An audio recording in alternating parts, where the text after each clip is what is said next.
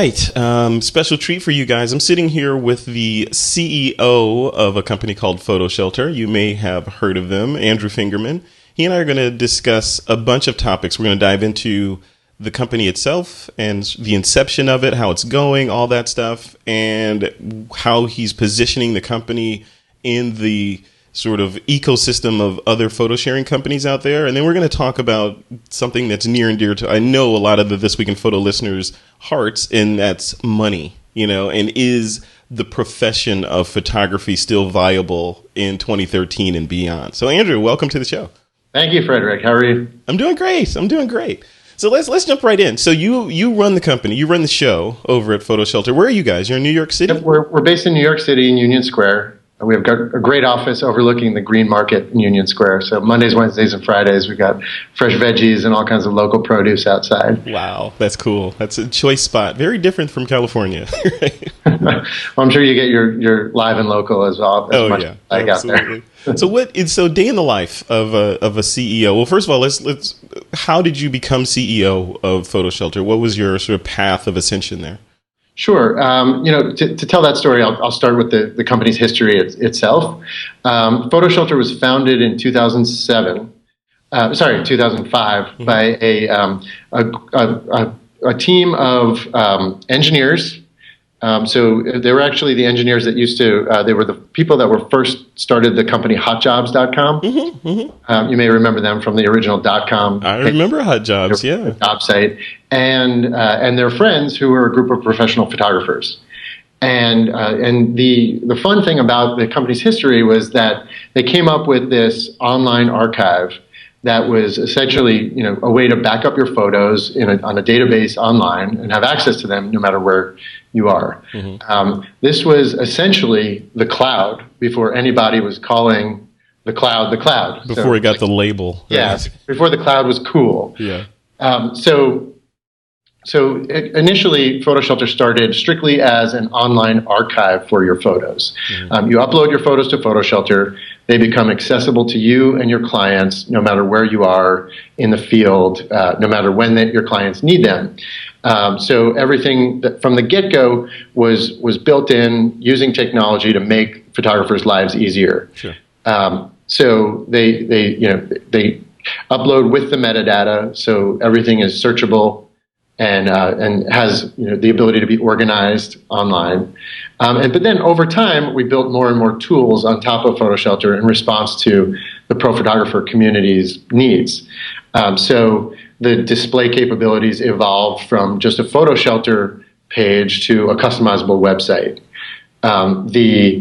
We added in sales capabilities, so you can either license stock photography or sell prints and products in an automated fashion. Yeah. We built a host of marketing tools in, but the secret sauce has always been the delivery tools inside of PhotoShelter. So anytime you need to get an image from point A to point B, having it on PhotoShelter makes a ton of sense because you can do stuff like send your client a password-protected gallery download link where they can download the high-res image. You can FTP from inside of PhotoShelter. We have something called a quick send, which is like a one-time use download link. So the link expires after a certain amount of time? Exactly. So you can be certain that it's not going to get passed on within an organization and used multiple times. That's cool. Yeah. We have something called trusted client downloads where the clients that you're working with on a regular basis can access your archive and pull images out, essentially making their lives easier. Yeah. And that's the type of situation where you'd be invoicing them, on a very regular, trusted basis. So from what you're saying, what I'm hearing and the sort of direction I'm hearing these features or the features in PhotoShelter, it sounds like it's definitely targeted at the pro making money photographer that has clients, right? Absolutely, or folks to have clients. What about is there a tendency to lean towards wedding photographers, or is it commercial? Or it's actually so we currently have 80,000 photographers using PhotoShelter. Okay. I would say that over 90% of them identify themselves either as a pro, a part-time pro, a full-time pro, or an aspiring professional. Okay. So it definitely has a pro bent, but we're pretty specialty agnostic. So we have hundreds upon hundreds of photojournalists who are in the field using PhotoShelter in a certain way for their upload and delivery to clients. We have stock photographers who are using the online searchable archive and automated licensing capabilities to license their work independently of agencies. Yeah. We have nature photographers who just like to display their work and sell fine art prints. We have wedding photographers who use it as a proofing tool with their clients and sell prints to grandma and grandpa. Yeah, so it's really specialty agnostic. So it's the engine that powers the photographer without any specific guidance on what kind of photography you guys are supporting. Exactly.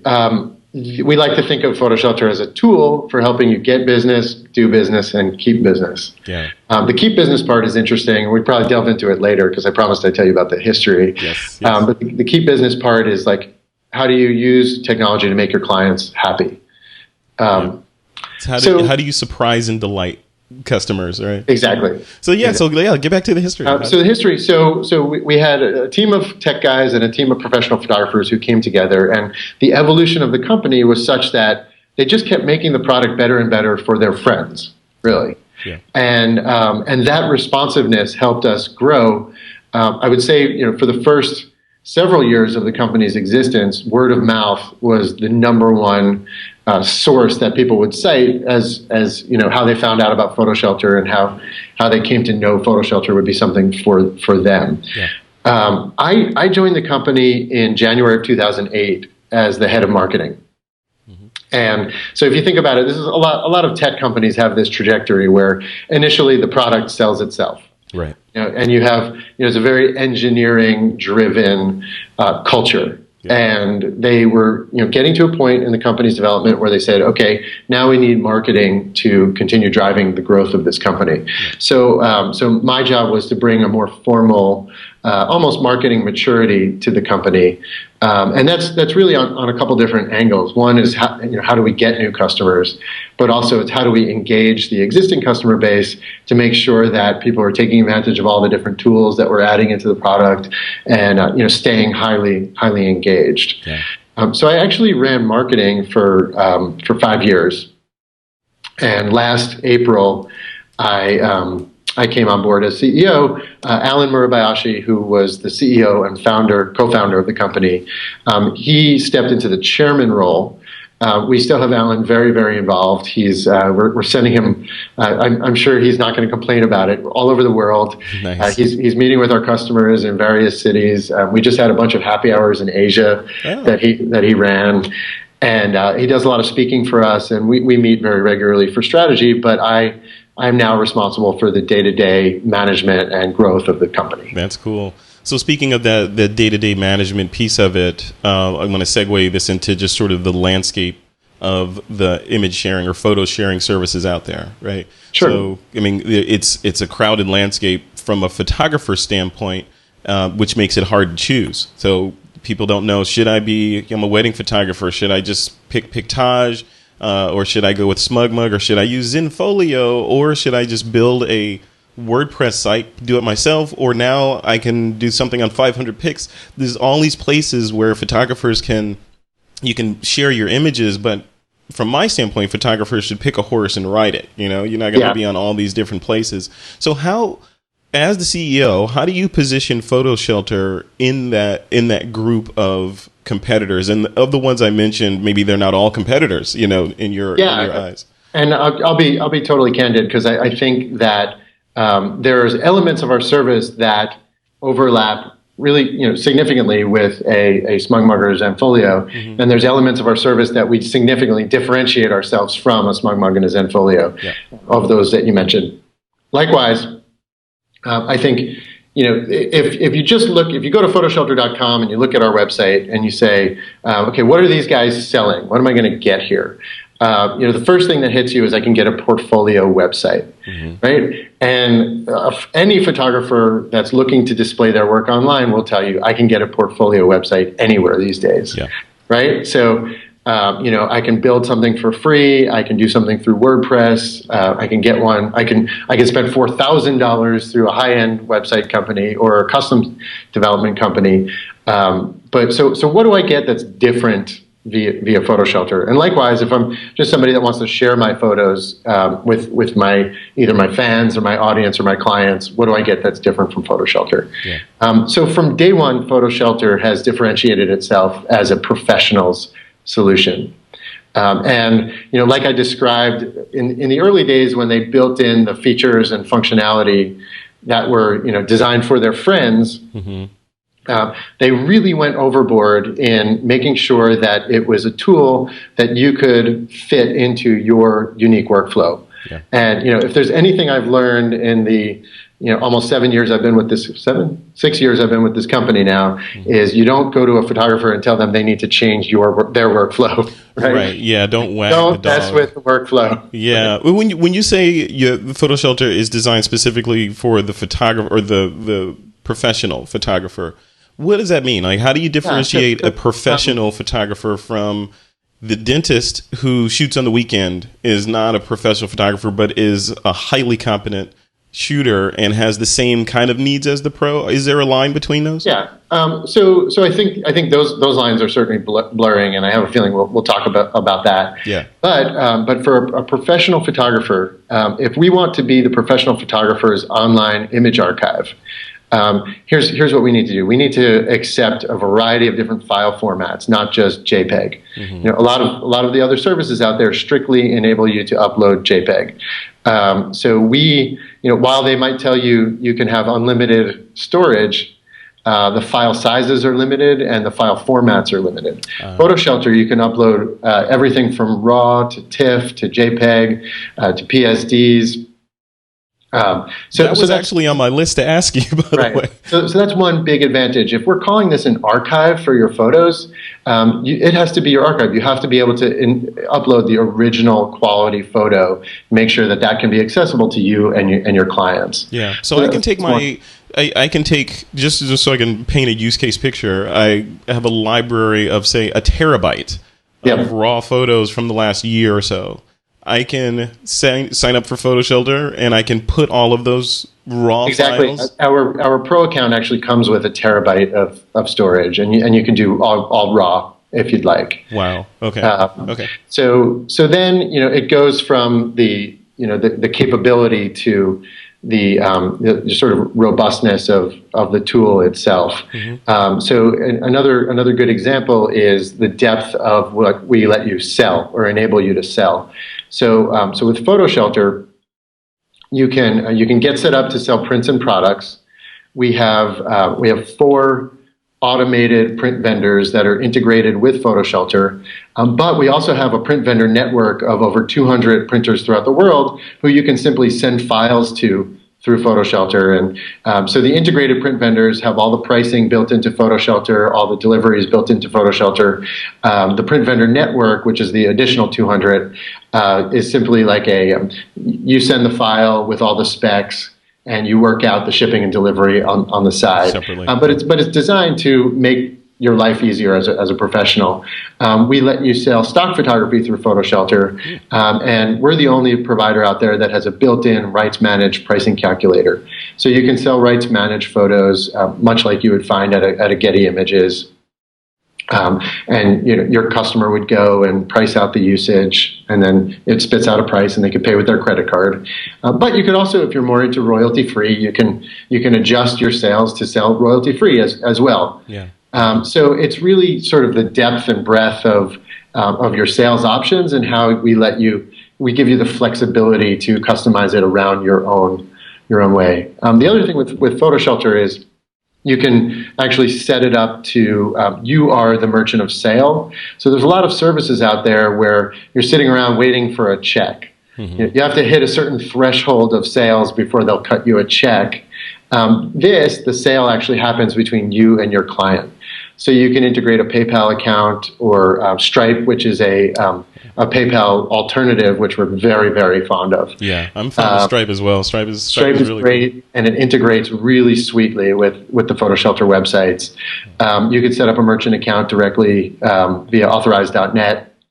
So again, it's like that level of options that lets you customize PhotoShelter around your own professional workflow. Yeah. I could go on and on. That's great. Yeah. So we drew those lines between the amateur and the pro and those guys, and how those worlds differ. One question I wanted to throw in there is just we've got services out there. I mentioned the other photo sharing services, but in addition to those, there's folks like Dropbox, yep. where people can upload their photos to Dropbox and then copy that link, and I can share those with a small group of people or a large group of people. Do you see the Dropbox people as a competitor, or is that a completely different business? Yeah, it's interesting. I actually do see competition from Dropbox. Mm-hmm. I think for a photographer to be using Dropbox, they're saying, here's an easy way for me to get my photos from me to you, yes. right? And so that's what I'm telling you should be using PhotoShelter for. The reason I think PhotoShelter is a better option than a Dropbox is because it's happening in your professional branded environment when you're sending photos via PhotoShelter to a client. So if I send you a link to my Dropbox account, you're basically downloading from Dropbox, right? It's a generic Dropbox experience. If I send you a link to download photos from your PhotoShelter account, it's essentially all happening within this branded journey that you want to create for your clients, right? So your logo is right there at the top of the page. Right. The rest of your portfolio is there, so they can peruse your portfolio and continue the journey. And, I didn't realize that you had a personal project in the Maldives. I'm going to check that out because we need a travel photographer for this other project we're doing. Nice. So the discovery. Stuff like that. Yeah. So with that, are you allowing the use of subdomains? So could I set up, say, images.frederickvan.com and have that go to my PhotoShelter account? Yes, actually, you can. Okay. So you can. What you're saying is, can I mask the URL so Correct. It doesn't seem like there are certain stops along the PhotoShelter journey that actually need to. The secure stuff still needs to read PhotoShelter, mm-hmm. but if you're sending out the URL, you can use archive.frederickvanjohnson.com or whatever you choose. Perfect. That's really cool. See, all this stuff I didn't know. This is educational and powerful. So, okay, let's switch gears a little bit and talk about display, or the front end. So we've seen this trend, or when I say we, I mean me. I've seen this trend of the mosaic-looking, tiled, infinitely scrolling portfolios that look gorgeous. We've seen it from 500 Pics, Flickr, SmugMug's doing it now. That is it seems like that's the vogue in how photographer online portfolios are looking.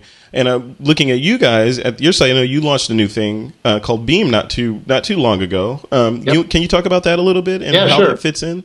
Yeah, thanks. Beam, we're really proud of Beam. It's our brand new portfolio site platform.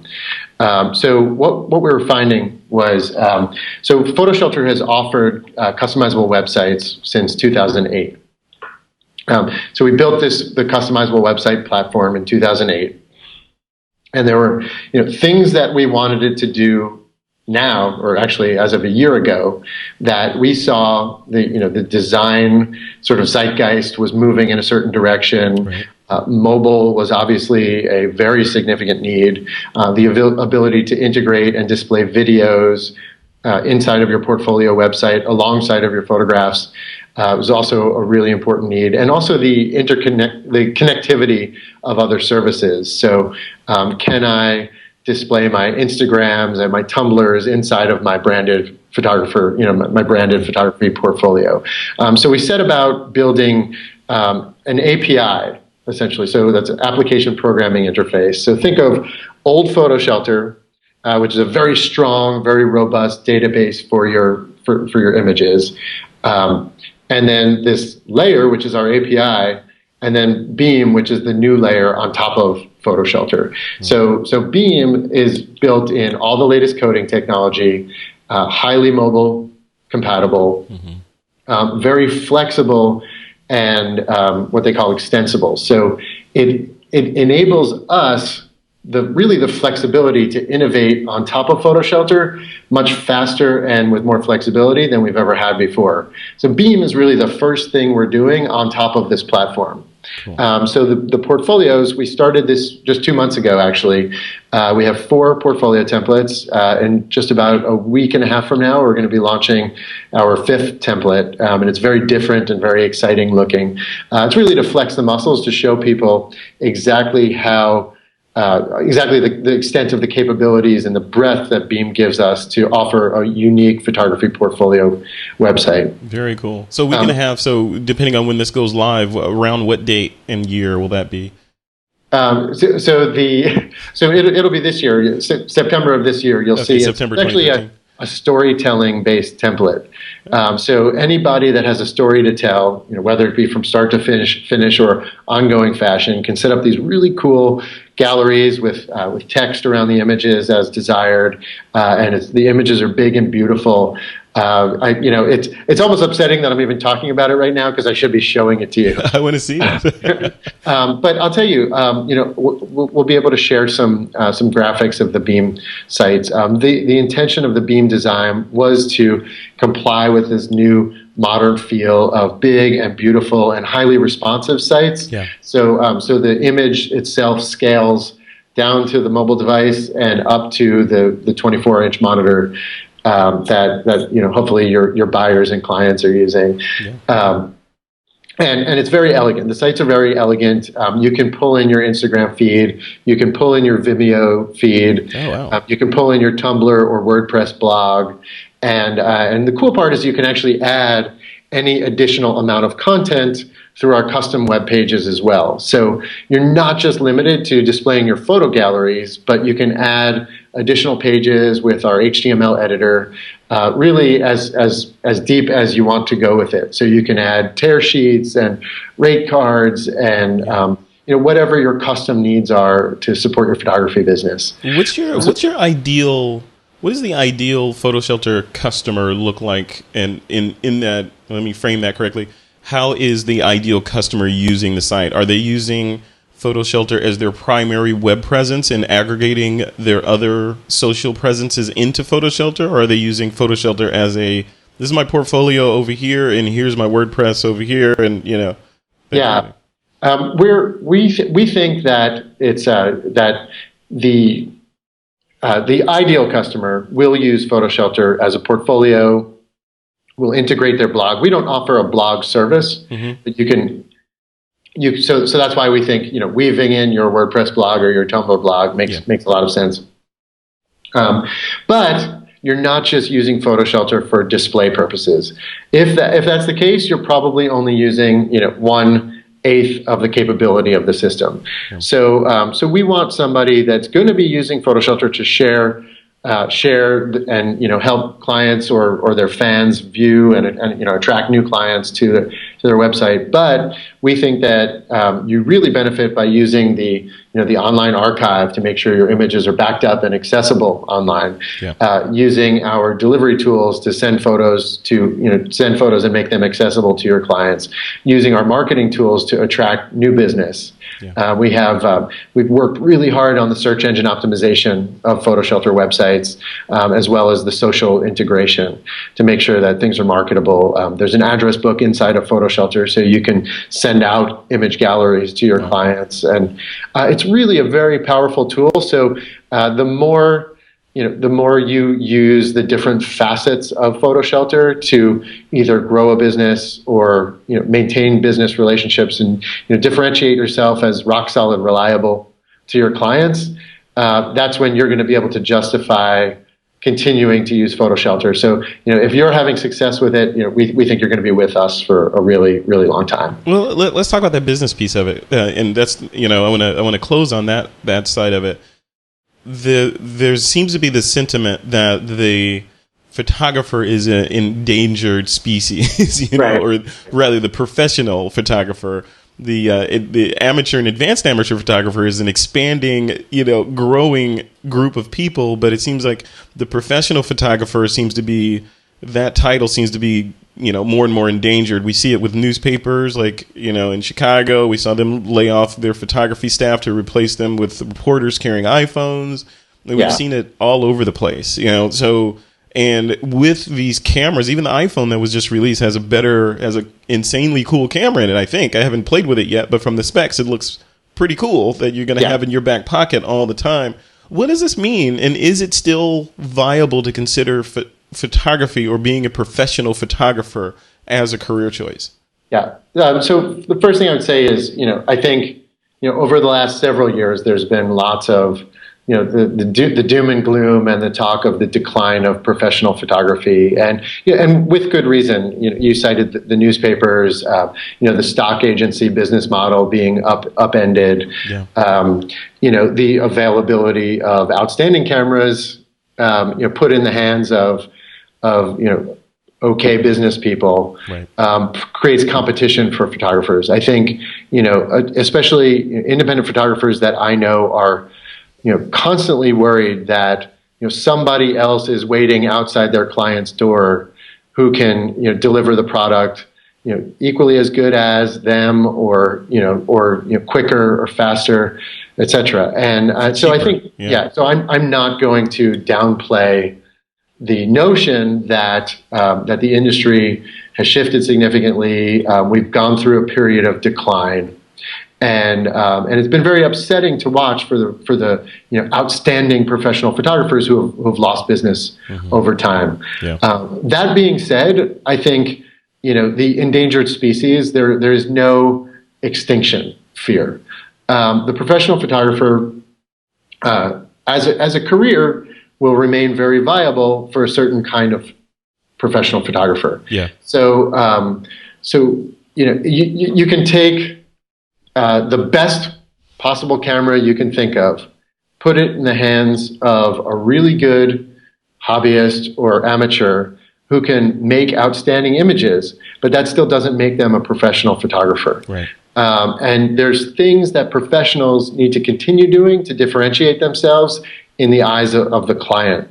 And what are some of those things, before we leave that? What are some of those things that they can do? So being good at estimating jobs, being available and accessible, the delivery. It's one thing to say, I can take a great picture, but the other thing is like, my client is waiting on me to deliver this as promised in a highly professional manner, so that it meets their needs.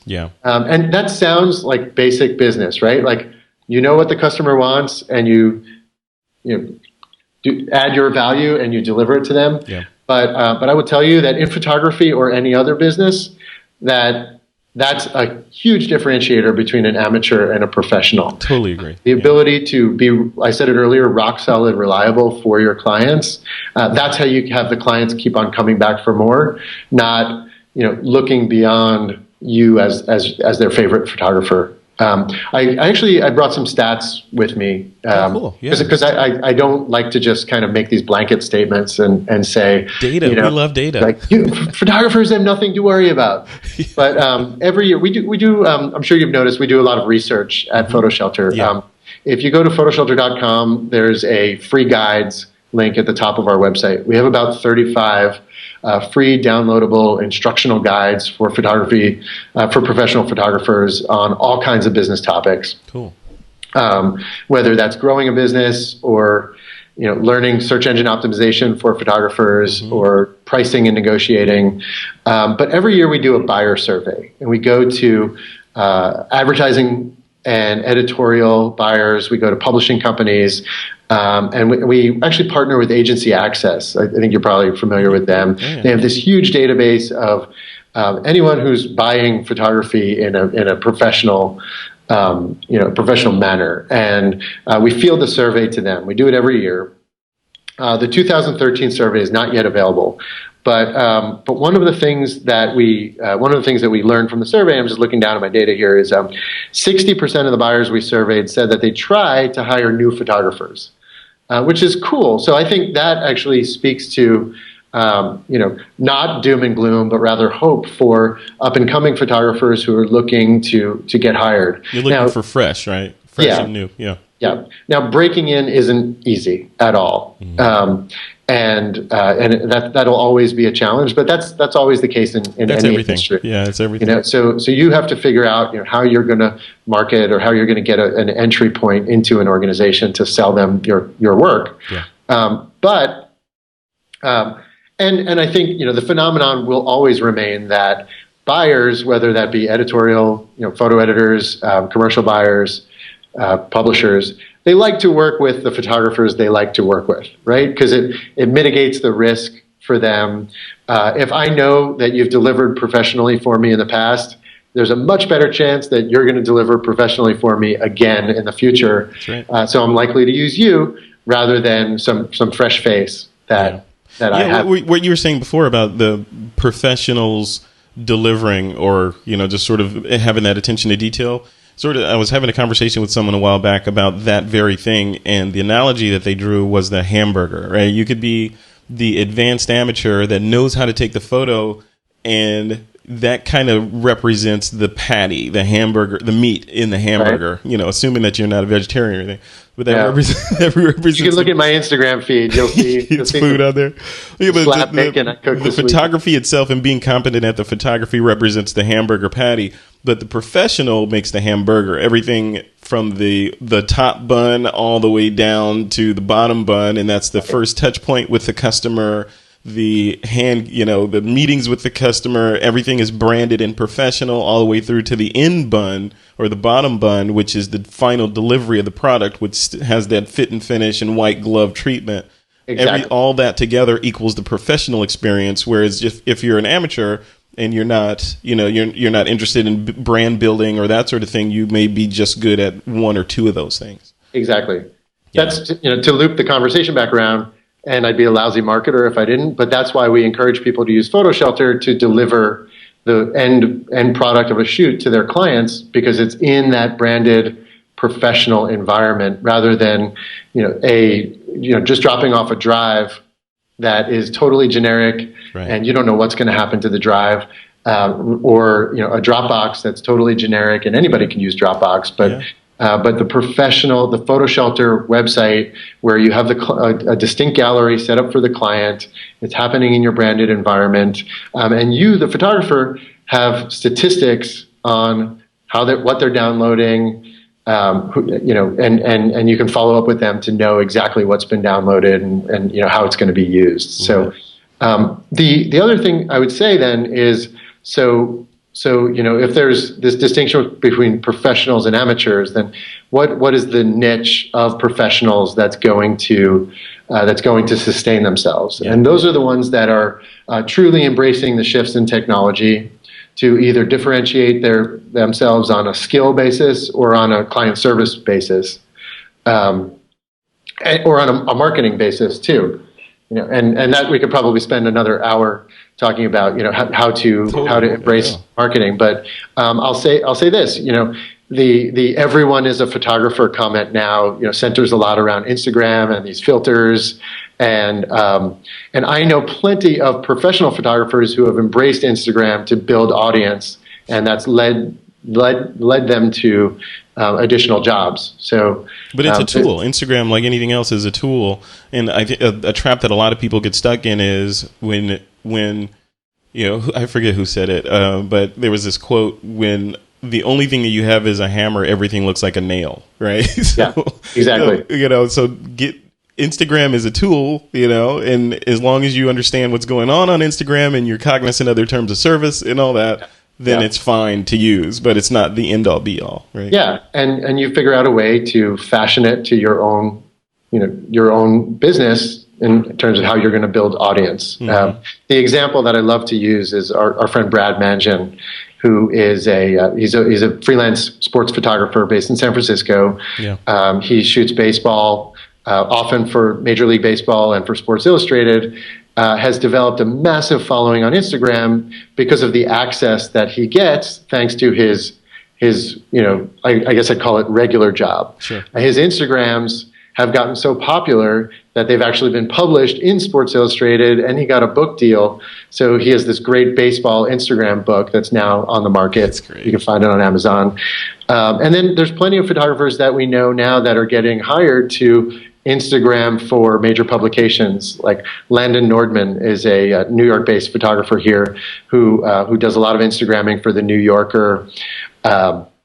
Ben Lowy is an editorial photographer who does a lot of Instagramming, and has gotten gigs based on his audience on Instagram. So that's crazy. So I think, rather than saying, all doom and gloom, it's like, what are the changes that are taking place in the industry, and how can I use these changes to my advantage to build audience and sustain my career? Yeah, that would be my suggestion. It's not a demolition of the industry. It's more of an evolution of the skill sets and the delivery mechanisms and vehicles that photographers can use today are evolving. Right. In some ways, it's just like anything else. As things change and evolve, things fall away and other things show up, on one side. Exactly. Yeah. Exactly. The trick to staying relevant is staying relevant and staying on top of what things are evolving into, not sticking your head in the sand, not being Luddite. You got to be out there. You got to be watching how things are evolving and how people, your clients and consumers, want to consume things. Right. Okay, so before we close this interview off, can you give me an idea of pricing? Like, what are the different pricing tiers and levels that you guys offer? Yeah, sure. So we start with we actually have four different account levels. We have a basic account.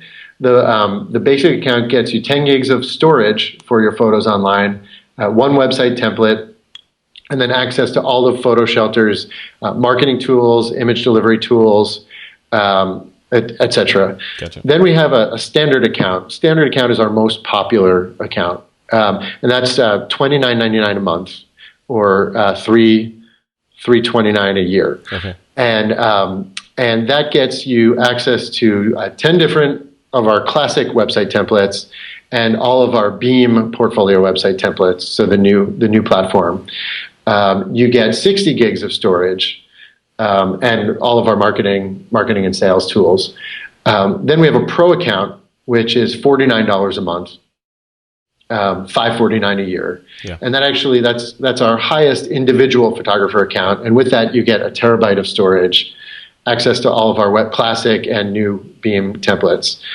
When you sell through PhotoShelter, the basic account sales fee is 10% of the sale. Mm-hmm. The standard account is 9%, and the pro account is 8%. Excellent. We also have a multi-user account.